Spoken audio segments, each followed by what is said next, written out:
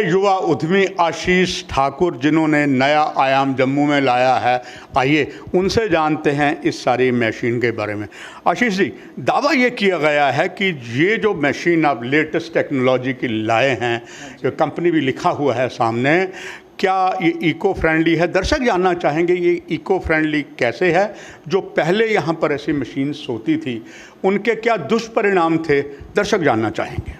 Sir, सबसे पहले तो ये जो मशीन है ये फर्स्ट है इस इंडस्ट्री में जो 10 फीट में आई है। पहले ये मशीन 5 फीट में होती थी और पहले भी ये चीज़ें प्रिंट होती थी, बट जो जैसे बड़े बड़े होर्डिंग्स हम देखते हैं सड़कों पे या कुछ है, तो वो जो था वो सॉल्वेंट मशीन पे निकलते थे सिर्फ। और जो सॉल्वेंट मशीन थी उसमें जो इंक्स यूज़ होती थी वो बिल्कुल भी इको फ्रेंडली नहीं थी। That is a cause of cancer, जो ह्यूमन बींग्स में या किसी भी तरीके से कैंसर कॉज करती थी। जो मशीन ऑपरेटर्स थे उनके लिए बहुत हानिकारक थी, या जो भी नियर बाय उसके आते थे उनके लिए बहुत हानिकारक थी वो। तो बट अब क्या है कि कंपनी ने एक लेटेस्ट मशीन निकाली है इंडियन मार्केट को देखते हुए, जो है इको सॉल्वेंट इन 10 फीट। अब होर्डिंग्स वगैरह जो हैं, जो सब कुछ है, वो सब इन मशीनों में निकल सकते हैं। इसकी इंक्स जो हैं वो बिल्कुल भी हार्मफुल नहीं है, वो जस्ट वाटर बेस्ड जैसे नॉर्मल इंक्स होती हैं वैसे हैं। उनका कोई साइड इफ़ेक्ट नहीं है, कोई इफ़ेक्ट नहीं है। और जैसे हम पहले फ्लेक्स यूज़ करते थे, इन मशीन्स में सबसे पॉजिटिव चीज़ ये है कि फ्लेक्स जो था वो पहले डिकम्पोज नहीं हो पाता था।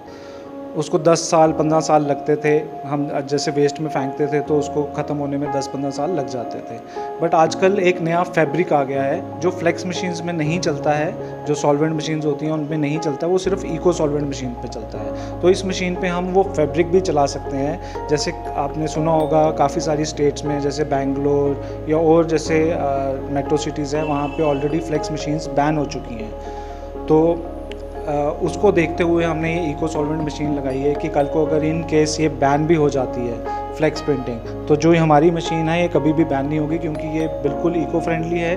और इसमें हम फैब्रिक भी प्रिंट कर सकते हैं और कोई भी मीडिया, जैसे आपका कैनवस हो गया, विनाइल हो गई, वन वे विजन हो गया, फ्लेक्स प्रिंटिंग हो गई, anything we can print on this machine. Ashish ji, क्या आपने जैसे बताया कई राज्यों में इसको बैन कर दिया गया है, मगर जम्मू में तो ऐसा भी नहीं है।